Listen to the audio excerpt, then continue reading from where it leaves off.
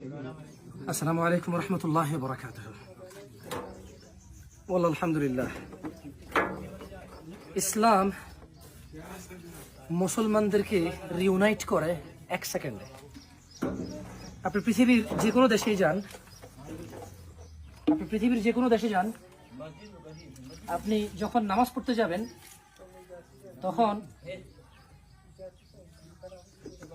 মসজিদের কাছের মানুষগুলো আপনার সাথে এক হইতে 1 মিনিটের বেশি লাগবে না। এবং মজার কথা হচ্ছে ওরা আপনার ভাষা বুঝবে না। আমি আছি আফ্রিকা, ইউথোপিয়া আমাদের দেশের মতোই ডেভেলপমেন্টে আছে, অনেক সুন্দর জায়গা, অনেক সুন্দর কনস্ট্রাকশন আছে, কিন্তু আমরা আছি রুরাল এরিয়ায়। কেমন, যেখানে পাহাড়ের গা ঘেঁষে যে রাস্তা গিয়েছে। إمام إمام تتكلم عربي؟ نعم. ما شاء الله عليك، تعرف عربي؟ أنا بنيت هذا.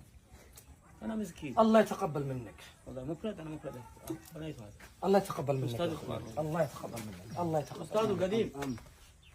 উনি এই মসজিদটা বানাইছে। أعاونكم معي. উনি এই মসজিদটা বানাইছে, আরবি পড়ে মাশাআল্লাহ। পাহাড়ের গা ঘেঁষে যে রাস্তাটা গেছে, ওই রাস্তার ঠিক পাশ ঘেঁষে একটা ভিটার পাশে এই মসজিদ। একটু যদি ভিতরে দেখেন, একটু আসুন তো, দিকে আসুন।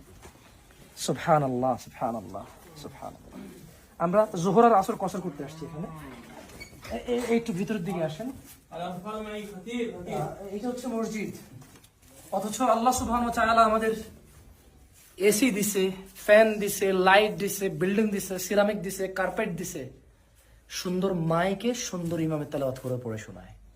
আমরা মসজিদে যাই না, বাট সুবহানাল্লাহ, আল্লাহ তাদের বরকত দিক। তারা এই পাহাড়ের গা ঘেঁষে, পাহাড় কেটে এই মসজিদ তারা তৈরি করেছে, যেটা অত্যন্ত জীর্ণ শীর্ণ অবস্থা। আমার মনে হয় এটা অনেক উন্নত ওদের জন্য, এটা অনেক উন্নত। احنا نسوي قصر لسه ما صليت صلاة الظهر حنا